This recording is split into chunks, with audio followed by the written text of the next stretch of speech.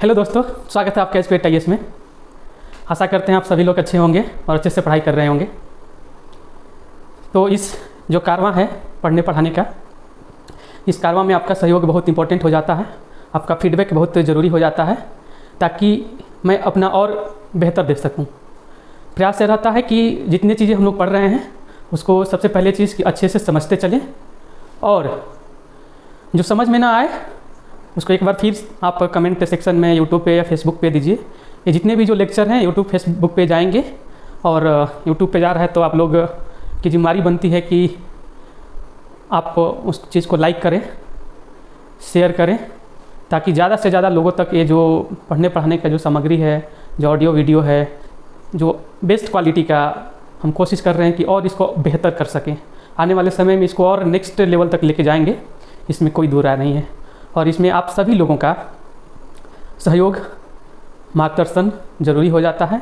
और इस चीज़ को एक मिशन के तौर पे लेके चलिए कि ये जो पढ़ने पढ़ाने का हमारा काम है ये जारी रहे, ताकि इसका लाभ ज़्यादा से ज़्यादा लोग, ज़्यादा से ज़्यादा जो स्टूडेंट थे, खास करके जो ग्रामीण स्टूडेंट हैं जिनको इन सारी सुविधाओं का लाभ नहीं मिल पाता है, उनको भी ये सारी सुविधाएँ मिल सके, उनको भी इसका लाभ मिल सके।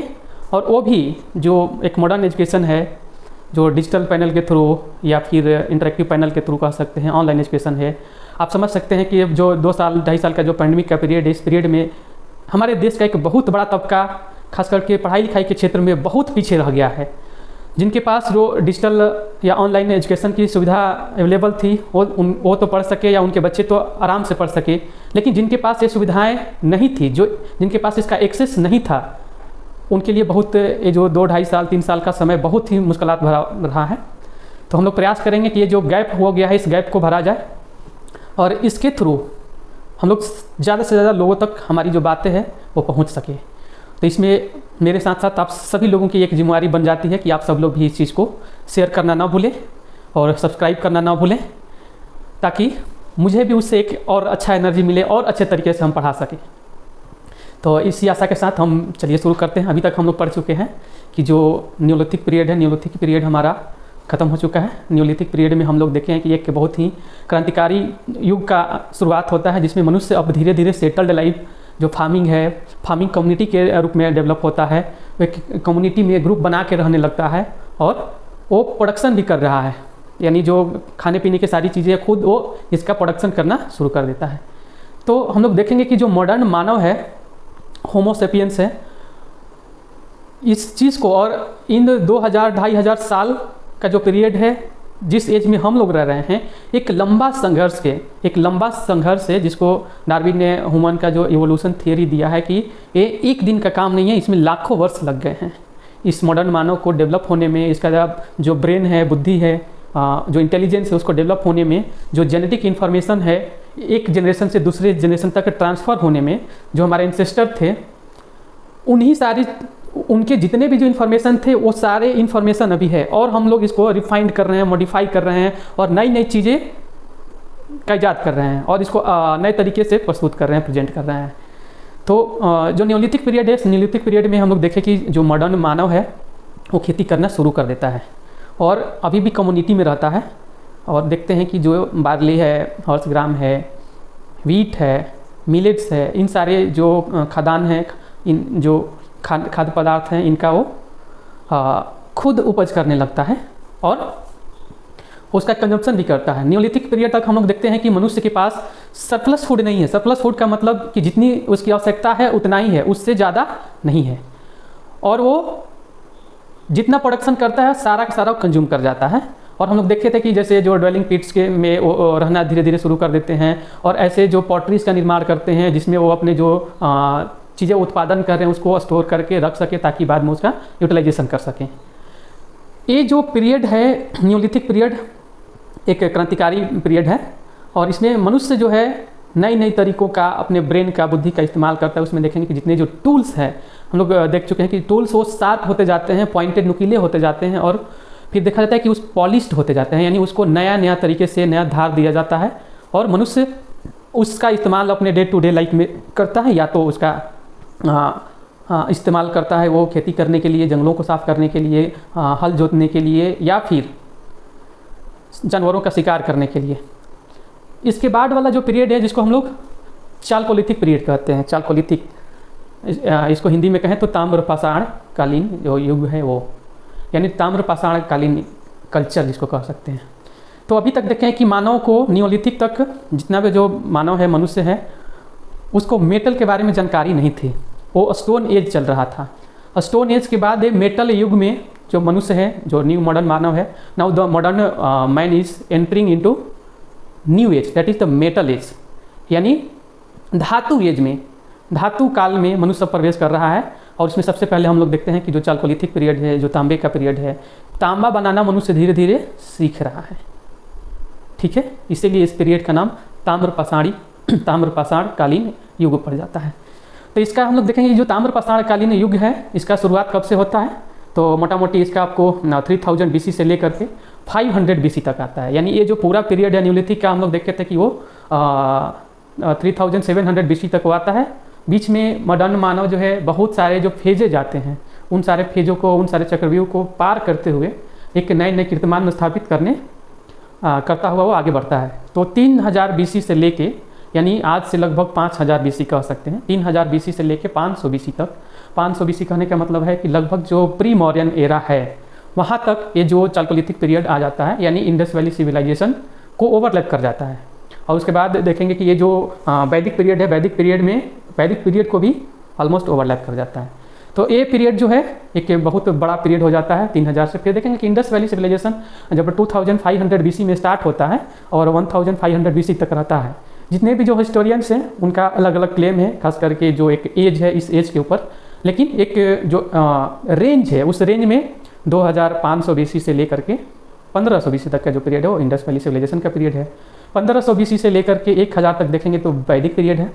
उस वैदिक पीरियड में बहुत सारी चीज़ें घटित होती हैं, देखते हैं फर्दर हम लोग देखेंगे। और 1000 BC से लेकर के 600 BC तक लेटर वैदिक पीरियड यानी उत्तर वैदिक पीरियड होता है, जिसमें मनुष्य के जो सोशल लाइफ है उसमें बहुत सारे चेंजेज आते हैं। देखेंगे हम लोग कि आखिर कौन कौन से, अभी तक देख रहे हैं हम लोग कि ये जो कल्चर डेवलप हो रहा है मानव का, ये धीरे धीरे जो पाषाणकालीन युग से निकल करके न्यूलिथिक पीरियड जो नौ पाषाण काल है यहाँ तक मनुष्य आता है। उसके बाद फिर ताम्र पाषाण काल में प्रवेश करता है, यानी तांबे की खेती, तांबे की जो उसका तांबे को बनाना, उसका प्रोसेसिंग करना, फिर उसका अपने डे टू डे लाइफ में इस्तेमाल करना, इन सारी चीज़ों को हम लोग देखते हैं। तो और ताम्र पाषाण कालीन का शुरुआत अगर देखा जाए तो 3000 BC से लेकर के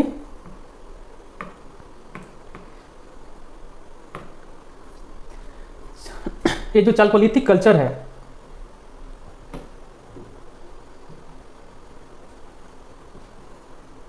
ये 3000 BC से 500 BC तक आएगा। The Chalcolithic culture in central India and Deccan were first brought to light by Sankaliya's excavation at Chorwe, district Ahmednagar, Maharashtra in 1950s। 1950s में देखा जाए तो एक इतिहासकार रहे, पुरातात्विक वेता थे जिनका नाम था संकालिया। याद रखेंगे हम लोग संकालिया। 1950s के यानी 1950 का जो दशक था, इस दशक में उन्होंने एक जॉर्वे एक जगह है महाराष्ट्र के जो अहमदनगर डिस्ट्रिक्ट है वहाँ, तो जब वो उसका उन्होंने एक्सकवेशन किया, उसके बारे में उन्होंने जब खुदाई की तो उन्होंने बताया कि ये जो एक्सकवेशन के थ्रू जो जिस कल्चर का उन्हें पता चला उसका नाम उन्होंने दिया था चालकोलिथिक कल्चर, यानी ताम्रपाषाण जो सभ्यता थी, कल्चर थी, उस कल्चर के बारे में वो बताते हैं। ठीक है, ये जो कल्चर डेवलप हो रहा था नवपाषाण से लेकर के फर्दर चालकोलिथिक में, ये जो ट्रांजिशन फिर चल रहा है, इसमें मनुष्य नए नए प्रयोग करते चल रहा है। तो वो बताते हैं कि इस पीरियड में जो चालकोलिथिक पीरियड है, मनुष्य जो है तांबे का खोज कर चुका था और उसको वो यूज में लाया। तो इसका हम लोग देखेंगे कि जो संकालिया है, ये क्वेश्चन आपको खास करके जो अनडेयर्स है उसमें पूछ देता है कि जो जर्वे है, जर्वे में या जो चालकोलिथिक एज है उसका खोज सबसे पहले किसने किया, तो मिल जाता है आपका संकालिया का नाम। तो इसको हम लोग ध्यान रखेंगे, याद रखेंगे। इसके बाद M.K. दौलीकर, इन्होंने 1988 में made a detailed study of the local substances base and the environmental setting of the Chalcolithic people of इनाम गांव। ये भी महाराष्ट्र में है, पुणे में है। The chief site of the Jorwe culture in the Deccan. यानी जो दक्षिणी का जो पठार है उसमें जो सबसे मुख्य जो साइट है, जो चालकोलिथिक कल्चर का जो साइट है उसका नाम है इनाम गांव। और उसके बाद में जो एमके जो दवलिकर हैं जो 1988 में वो अध्ययन करते हैं और उसका डिटेल स्टडी करने के बाद वो बताते हैं कि ये जो जॉर्वे कल्चर का चीफ साइट है, यानी ये जो चालकोलिथिक कल्चर है इसको जॉर्वे कल्चर भी कहा जाता है। और इसका जो मुख्य साइट है वो इनाम गांव है। इनाम गांव आपको जो अहमदनगर एरिया में पड़ जाएगा, इस एरिया में, ठीक है। तो और फिर फर्दर हम लोग देखेंगे कि इसमें कौन कौन सी चीज़ें हमें प्राप्त होती है, ठीक। ये एक फुल फ्लेज्ड सिविलाइजेशन जो न्यूलिथिक पीरियड था उसके बाद का जो एक फुल फ्लेज्ड सिविलाइजेशन डेवलप हो रहा है, एक सभ्यता का निर्माण हो रहा है, ठीक है, नियोलिथिक में। और जैसे ही चालकोलिथिक में हम लोग और आगे बढ़ते हैं तो ये धीरे धीरे नॉर्थ से साउथ की ओर मूव करना चालू हो जाता है। सेंट्रल इंडिया में चल के और डेक्कन इंडिया में चल के, यानी जो दक्षिण का पठार है, जो दक्षिण का क्षेत्र है, वहाँ तक ये डेक्कन के पठार तक पहुँचता है और नॉर्दर्न पार्ट ऑफ इंडिया में भी ये प्रसारित होता है। ये जो आगे जैसे इंडस वैली सिविलाइजेशन हम लोग देखेंगे तो इंडस वैली सिविलाइजेशन एक वेल डेवलप्ड अर्बन सिविलाइजेशन था, लेकिन ये जो जॉर्वा कल्चर है या जो चालकोलिथिक पीरियड है ये पूर्ण रूप से आपको अर्बनाइज नहीं हुआ था, यानी इसका शहरीकरण नहीं हुआ था। अभी जस्ट नवपाषाण कालीन से मनुष्य धीरे धीरे खेती करना शुरू करता है, खुद का भोजन बनाना शुरू करता है, कम्युनिटी में रहना शुरू करता है। कम्युनिटी मतलब ग्रुप बना के रहता है और उस ग्रुप में अभी तक देखेंगे कि ये जो हायरार्की नहीं बना हुआ, हायरार्की नहीं बना है कि ये काम करेंगे, बड़े हैं छोटे हैं, या फिर ये जो सोसाइटी में जो हायरार्की बना हुआ है वो नियोलिथिक तक नहीं था, चालकोलिथिक तक भी नहीं था। चालकोलिथिक तक भी ये जो कल्चर है ये आपको रूरल कल्चर ही है, यानी जो ग्रामीण है या जो ट्राइबल है। तो हमारे जो पूर्वज बेसिकली ट्राइबल ही थे। जब मनुष्य का एवोल्यूशन हो रहा है तो उस समय वो ट्राइब्स के रूप में ही रह रहा है। कम्युनिटी धीरे धीरे डेवलप करता है, ग्रुपिंग्स करना शुरू करता है। जब एंशिएंट में हम लोग देख रहे थे कि उसमें जब कोई भी मनुष्य है वो जब शिकार करता है तो शिकार जो प्लेस है, जो मांस है, उस सबों में बांटता है, क्योंकि वहाँ सर्वाइवल का मैटर था। सबको सर्वाइव करना था, जितने भी उस ग्रुप में रहते थे, जितने भी उस कबीले में रहते थे जो लोग, सबके सर्वाइवल के लिए मान लीजिए कि कोई एक जानवर, बाघ, चीता या हिरन या हाथी मार के, अगर सब लोग मिल के मार के उसको लाते हैं तो सब लोग मिल बांट के खा रहे हैं। यानी एक कम्युनिस्ट सोसाइटी है, साम्यवादी। वहाँ ऊंच नीच नहीं है, अमीरी गरीबी नहीं है, ऑनरशिप नहीं है, खास करके जो प्राइवेट ऑनरशिप है वो नहीं है वहाँ, कि ये मेरा है, मैं रखूँगा, इसका कंजम्पशन केवल मैं करूँगा। और ये सारी चीज़ें उस समय कंसेप्ट डेवलप नहीं था। तो हम लोग फर्दर देखेंगे कि ये आखिर ये जो हायरार्किक सोसाइटी में कब आता है, कैसे आता है। तो एक अर्बनाइज्ड की ओर मूव करता है, लेकिन ये कभी भी अर्बनाइजेशन को प्राप्त नहीं हो सका। लेकिन ये लोग मेटल यानी जो धातु है, धातु का इस्तेमाल करना इस समय के जो मनुष्य है वो शुरू कर देते हैं। और ये इनका जो पीरियड है हम लोग देखेंगे कि जो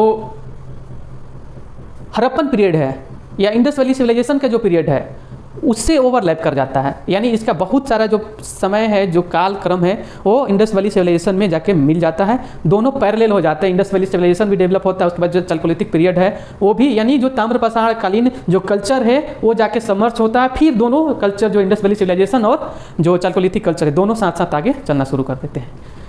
तो जैसे देखा जाए कि और कुछ तो ऐसे इसी में फर्दर एक कल्चर जो है लेटर, जो हड़प्पन सिविलाइजेशन है, उसको भी पार कर जाता है। क्योंकि IBC का जो पीरियड है 25,000 BC से लेकर के 1500 BC तक है। ये जो है 500 यानी इसके पार भी चला जाता है।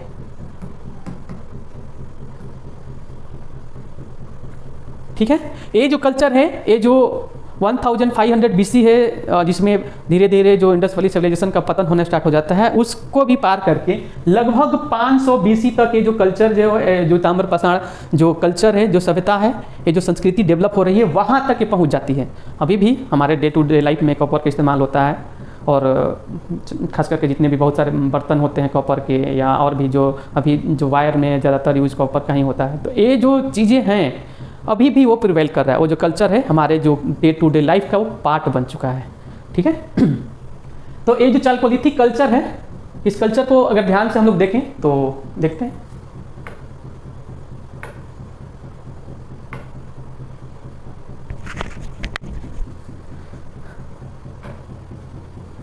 हाँ देखिए, अब जो है ये जो मानव है ये धीरे धीरे जो तांबे हैं, तांबे को पिघलाना शुरू करता है, फिर पिघला करके उसको अपने यूज के अनुसार, यानी जैसा वो इक्विपमेंट्स या जो टूल्स या जो वेपन्स बनाना चाह रहा है उसके अनुसार वो उस चीज़ को फिर ढालना शुरू कर देता है, इसका इस्तेमाल करना वो शुरू कर देता है। यानी जितने भी जो लोग हैं इस कल्चर में फुली इन्वॉल्व हैं। देखिए जैसे भट्टी हो गया, फिर इसको पीटना, वहाँ से निकाल करके उसको एक आकार देना है। यानी उस नियोलिथिक तक हम लोग देखते हैं कि कोई मेटल का यूज नहीं होता है तो या तो लकड़ी का या बोन का या पत्थर के जो इक्विपमेंट्स हैं उसका इस्तेमाल करते हैं। यानी वहाँ तक जो यानी बढ़ई वाली जो काम है वो वहाँ तक है, यानी जो कारपेंट्री का तक का जो काम है वहाँ तक दिखाई देता है नियोलिथिक में। उसके बाद ये जो है चाल्कोलिथिक में आ जाता है। अभी भी देखेंगे कि जो गोल्ड स्मिथ वाला काम है, जो लोहार वाला काम है, वो नहीं, ये कारपेंटर और लोहार के बीच का ये पीरियड है चाल्कोलिथिक। ये फिर धीरे धीरे ये भी डेवलप होगा। इंडस वैली सिविलाइजेशन के बाद वाला जितना भी जो वैदिक पीरियड आएगा वो फिर हमें समझ में आ जाएगा कि हाँ अब धीरे धीरे मनुष्य है आयरन का एक्सकवेशन करना शुरू कर दिया, फिर आयरन का जो इक्विपमेंट्स है वो बनाना शुरू कर देता है। तो वो हमके वैदिक या फिर लेटर वैदिक पीरियड में देखने में समझ में हमें आ जाएगा। तो ये देखिए ये भी सारे लोग अपने कम्युनिटी में रह रहे हैं, पशुपालन करना, यानी जो हॉर्स है, जितने भी जो ये पिग्स हैं, आपको डॉग्स हैं, यहाँ जो आपको क्या है मुर्गा मुर्गी ये सब पालना शुरू कर देते हैं। यानी ये जो चीज़ें हैं खास करके डोमेस्टिकेशन करना एनिमल्स का, बर्ड्स का डोमेस्टिकेशन ऑलरेडी नियोलिथिक में हम लोग देख चुके हैं कि वो मनुष्य जो है करना शुरू कर देता है। ये जो पीठ है, यानी ये जो पीठ है गड्ढा जहाँ से वो लोग लाते थे और वहाँ उसको फिर गर्म करना, जहाँ से एक्सकेवेशन ये जो साइट्स मिला है, और वहाँ तांबे को देखेंगे कि पिघला के फिर वो अपने पत्थरों पे रख के उसको आकार देने का जो काम करते हैं। यहाँ देख सकते हैं कि दो लोग मिल करके इन सारी चीज़ों को कर रहे हैं और यहाँ भी कुछ लेडीज़ हैं वो भी इस कल्चर में लगी हुई हैं। और यानी इस समय तक देखेंगे कि जो मनुष्य हैं, मनुष्य मतलब लेडीज एंड जेंट्स दोनों, ये इक्वली पार्टिसिपेट कर रहे हैं किसी भी जो ऑक्यूपेशन है, जो काम है उस सब में, और सब लोग उसका भागीदार बन रहे हैं और सब लोग के पास ऑनरशिप अवेलेबल है अभी तक। इसलिए क्योंकि बाद में जैसे ही ये जो सामाजिक बंटवारा होगा वैदिक पीरियड में आएगा हमें समझ में, लेटर वैदिक पीरियड में, कि इतने कर्म कांड आ जाएंगे, इतनी जो सोशल डिवीज़न हो जाएगा कि फिर मनुष्य के लिए थोड़ा सा वो फिर ऊंच नीच का भाव और अमीरी गरीबी का भाव, और ये जो देखेंगे कि जो सोशल डिवीज़न होता है तो हायरार्की में सबसे टॉप पे जो प्रीस्ट होगा, किंग होगा, फिर जो ट्रेडर्स होंगे, जो व्यापारी वर्ग होंगे, उसके बाद फिर जो लेबरर्स होंगे, वर्कर्स होंगे, फिर उसके नीचे जिनको एनिमल भी नहीं समझा जाता था वैसे मनुष्य भी थे।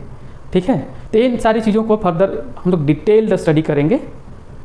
तो अभी तक सारे लोग मिल करके सारे कामों में इन्वॉल्व हैं और वो इस चीज़ को बजाते अच्छे तरीके से खूब बढ़िया से सारे लोग मिलके इसमें पार्टिसिपेट कर रहे हैं, सब चीज़ कर रहे हैं। खेती करने का काम हो, जानवर पालने का काम हो, खेलने का, शिकार करने का, जो कुछ भी वो काम कर रहे हैं उसमें सबका पार्टिसिपेशन है और सब अगर कमा रहे हैं तो सब खा भी रहे हैं।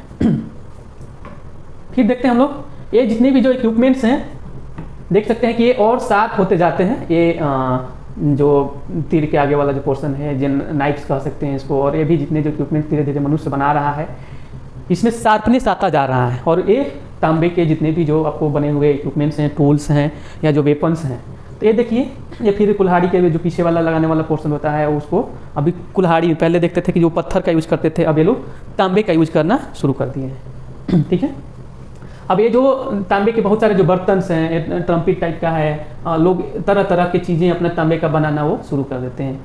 एक सैंपल के रूप में यूज़ किया गया कि तांबे से कौन कौन से बर्तन बनाए जाते हैं या कौन कौन से बनाए जा रहे थे उस समय। ये देखिए कि ये जब अब ये लकड़ी है पीछे और फिर आगे में तांबे का लेकर के, तांबे का जो कुल्हाड़ी है, जो काटने वाला पोर्शन है, ये तांबे का मनुष्य इस्तेमाल करना शुरू कर दिया है। ये हो गया। अब हम लोग देखते हैं कि इसमें जितना जो चाल्कोलिथिक साइट्स कौन कौन से हैं।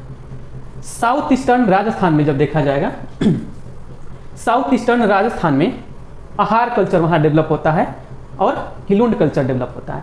एक चीज़ नोट करने वाली बात यहाँ है कि stone exchange and blades were absent, यानी पहले जो मनुष्य स्टोन का यूज करता था, ये जो ब्लेड बनाया करता था स्टोन का, वो अब यहाँ नहीं मिल रहा है। कॉपर टोल्स वर अबुंडेंट, यानी जो कॉपर के जो टॉल्स थे वो प्रचुर मात्रा में अवेलेबल होने लगे, यानी जो पत्थरों को वो धीरे धीरे छोड़ते गए और जो कॉपर है, जो तांबा है, उसको अपनाते गए। ईस्टर्न इंडिया में देखेंगे जो चिरांड है बिहार का, बर्धमान डिस्ट्रिक्ट, बर्धमान अभी आपको वेस्ट बंगाल में, मिदनापुर वेस्ट बंगाल में है। ठीक है, यहाँ फिश हुक्स मिले हैं। कौन कौन से चीज़ें मिले हैं? फिश हुक्स, यानी पिछला वाला में देखिए कि इसका इस्तेमाल करके आपको मछली को मार के मारेंगे और उनको पकड़ने की जो हुक है वो फंस जाए, मछली का जो अच्छे से फिशिंग किया जा सकता है और आसानी से मछलियों को पकड़ा जा सकता है। वेस्टर्न मध्य प्रदेश में जब देखेंगे तो इसमें मालवा है, spindle holes have been discovered, यहाँ से स्पिंडल होल्स का निर्माण हुआ है। कैथा एक जगह है जहाँ से 29 copper bangles and 2 unique axes, यानी वहाँ से 29 कॉपर तांबे का जो आपको बैंगल्स होता है, चूड़ियाँ होती है, वो वहाँ से मिलता है कैथा से। और 2 यूनिक एक्सेस, यानी ये जो एक्स है हम लोग कह सकते हैं कि ये आपको कैथा जो एमपी है, एमपी से प्राप्त हुआ है। Eran necklace of semi precious stone such as steatite and carnelian beads, यानी अब धीरे धीरे वो कुछ कुछ अपना जो मोतियों का कल्चर वहाँ डेवलप होता है, यानी कोई चीज़ खास करके जो औरतें पहनना धीरे धीरे वो औरतों का जो ऑर्नामेंट्स है वो उसको धीरे धीरे शुरू कर देता है, लोगों को ये चीज़ें यूज में आना शुरू हो जाता है। फिर देखेंगे हम लोग कि वेस्टर्न महाराष्ट्र में, वेस्टर्न महाराष्ट्र में हम लोग देखेंगे कि इसका जो मेन साइट है ईमान गाँव है, जॉर्वे कल्चर यहाँ डेवलप होता है, दाइमाबाद है। तो जॉर्वे कल्चर से क्या क्या मिला है? Flat and rectangular copper axes, यहाँ से flat and rectangular copper axes मिला है, एकदम चपटा तांबे का कुल्हाड़ी मिला है वहाँ से, जॉर्वे से।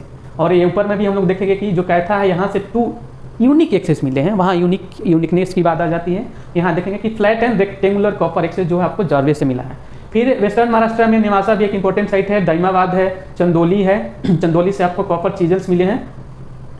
ठीक है, तो चीजल्स छेनी, कॉपर यानी तांबे का छेनी, क्योंकि छेनी पर रख के अगर थोड़ा सा ठोका जाए तो कोई चीज़ आसानी से काटा जा सकता है, तो यहाँ से छेनी कह सकते हैं इसको, हिंदी में अगर बोला जाए तो छेनी है। ठीक है, इनाम गांव से मिला है आपको evidence of rice and figure of mother goddess. हाँ, अब धीरे धीरे मनुष्य है वो कहाँ प्रवेश कर रहा है, देखने वाली बात है।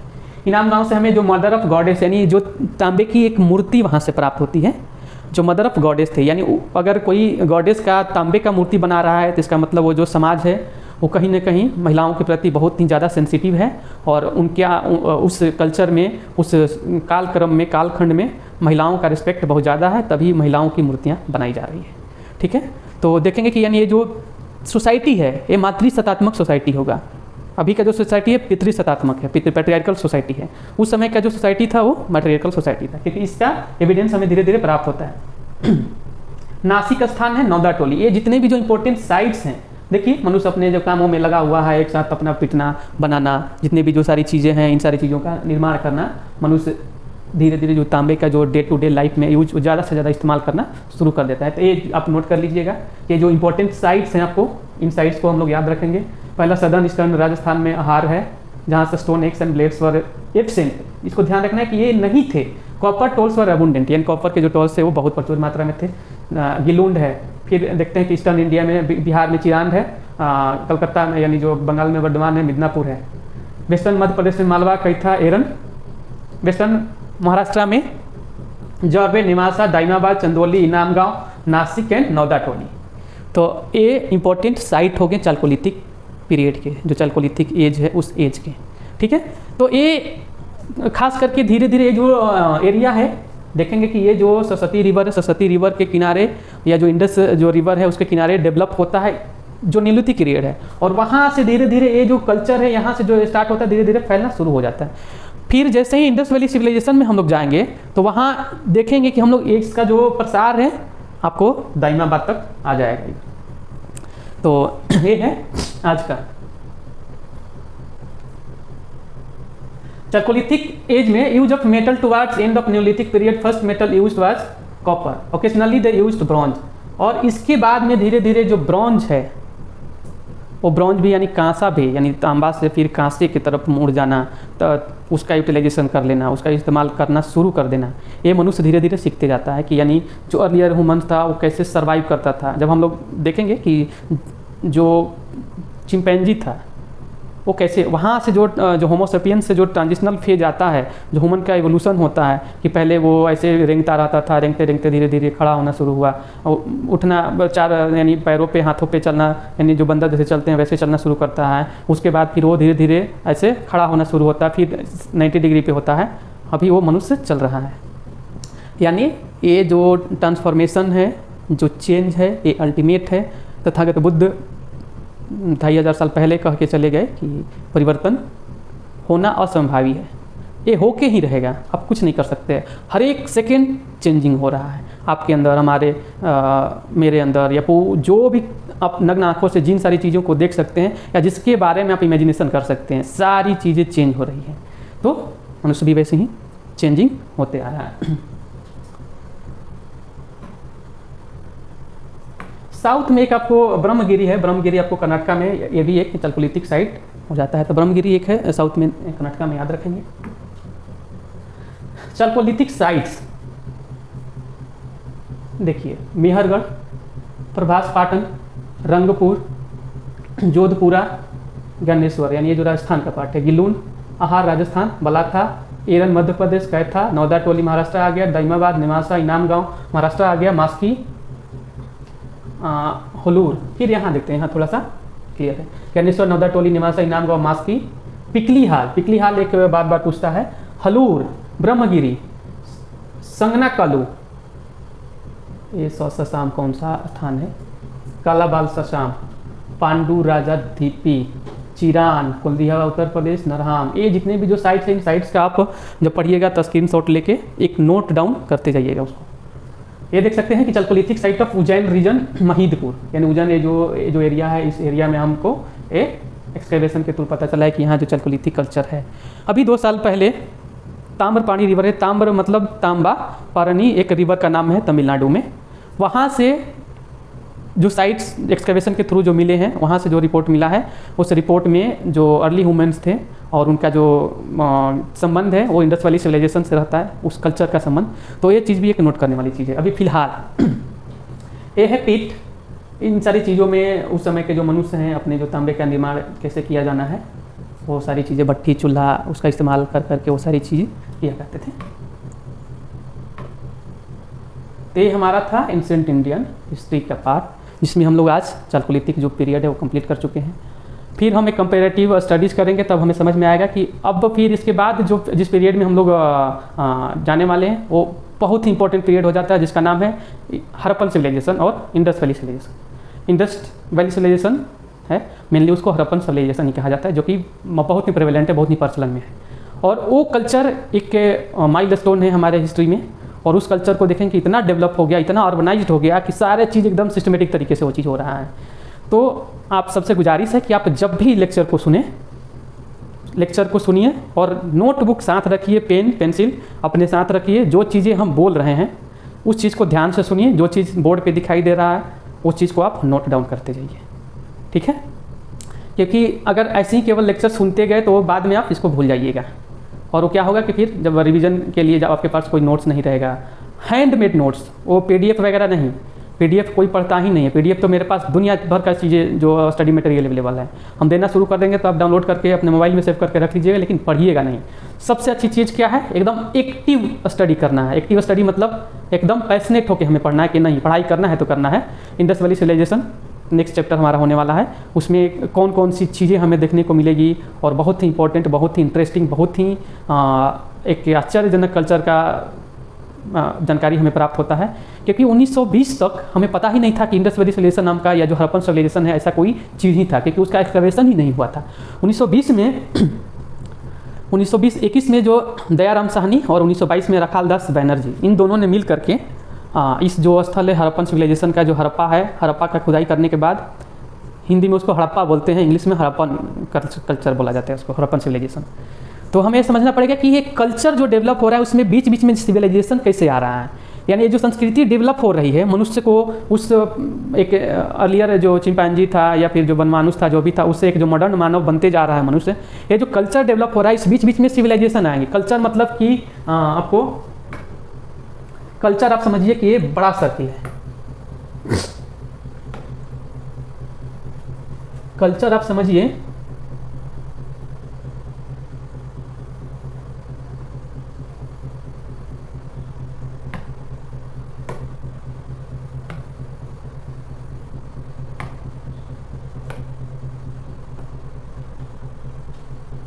कल्चर ऐसे समझ सकते हैं कि ये बड़ा सर्किल हो गया, और इसके अंदर जो है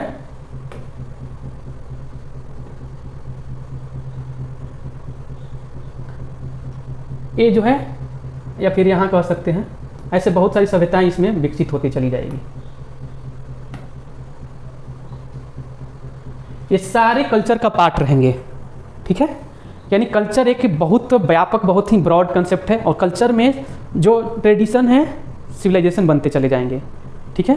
कि जब वही बात बार जब उसका इस्तेमाल होना शुरू होगा, वो कस्टम बन जाएगा, रीति रिवाज बन जाएगा, तो धीरे धीरे करके वो कल्चर का पार्ट होता चला जाएगा। अभी तक मनुष्य का कल्चर क्या डेवलप हो रहा है, जंगली घुमंतु भोटिया की तरह रहते हुए घुमंतु, यानी जो अर्ली ह्यूमन से एक स्थान से दूसरे स्थान तक मूव कर रहा है, जानवरों का शिकार कर रहा है, फूड गैदरिंग्स कर रहा है, उसका इस्तेमाल अपने भोजन के रूप में कर रहा है। फिर लेटर पीरियड में हम लोग देखते हैं कि वो फिर धीरे धीरे न्योलिथिक पीरियड आते आते मनुष्य क्या करता है कि खेती करना शुरू कर देता है, सेटल्ड लाइफ शुरू कर देता है, खेती करना शुरू कर देता है। उस समय भी वो स्टोन एज में ही रहता है। उसके बाद ताम्र पाषाणकालीन युग में जब मनुष्य आता है तो मनुष्य तांबे का इस्तेमाल करना शुरू कर देता है। फिर फर्दर ये सारी जो कल्चर है ये डेवलप होते जाएगी। ये केवल इंडिया की बात नहीं है, भारत की बात नहीं है, पूरे दुनिया में ये सारी चीज़ें चल रही हैं। हम लोग चूँकि एंशिएंट इंडियन हिस्ट्री पढ़ रहे हैं तो इस नज़रिए से इस चीज़ को हम लोग देख रहे हैं। तो कल्चर एक बहुत बड़ा कंसेप्ट है। इसमें जैसे कहीं जोरवा कल्चर हो जाएगा, कहीं इंडस वैली सिविलाइजेशन चला आएगा, कहीं कोई कल्चर इसमें डेवलप आपको धीरे धीरे समय के साथ होता चलेगा। कोई कल्चर यानी जो आपको ये कह सकते हैं कि ट्रेडिशन डेवलप होगा, सिविलाइजेशन डेवलप होगा, सिविलाइजेशन विलुप्त भी हो सकता है। कल्चर कभी विलुप्त नहीं होगा, वो उसका 500-1000 साल में वो थोड़ा बहुत उसमें चेंज आएगा। कल्चर चेंज नहीं होता है, ट्रेडिशन कस्टम्स जो है वो चेंज होते रहते हैं। आज कुछ और है, कल कुछ और हो जाएगा, लेकिन जो कल्चर है कल्चर, क्योंकि कल्चर 1 साल 2 साल 5 साल 100 साल में डेवलप नहीं होता है, हज़ारों साल लग जाता है इस कल्चर को डेवलप होने में।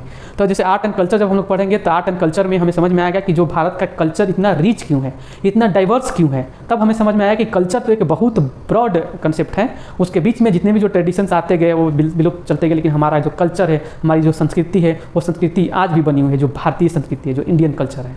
तो उसके बारे में हम लोग जब आर्ट एंड कल्चर में आएंगे कि जो इंडस वैली सिविलाइजेशन का कल्चर क्या था, फिर जो बुद्धिज्म जैनिज्म का कल्चर कैसा था, और वैदिक पीरियड का क्या कल्चर था, कंसेप्ट क्या था, वो सारी चीज़ें। फिर उसमें जो टेम्पल्स, अभी तक देखें कि इसमें टेम्पल्स कुछ नहीं आया है। फर्दर जब मनुष्य जैसे जैसे आगे बढ़ेगा वो अपने लिए कुछ ना कुछ सारी चीज़ें ईजाद करना वो शुरू कर देगा, ठीक है। तो होप आपको ये वीडियो पसंद आए और ये लेक्चर पसंद आया होगा, और गुजारिश है कि इस चीज़ को ज़्यादा से ज़्यादा लोगों तक पहुंचाने का काम कीजिए आप लोग, ताकि जो मेरा एक छोटा सा प्रयास है वो सफल हो जाए, ठीक है। इसी के साथ थैंक यू, धन्यवाद।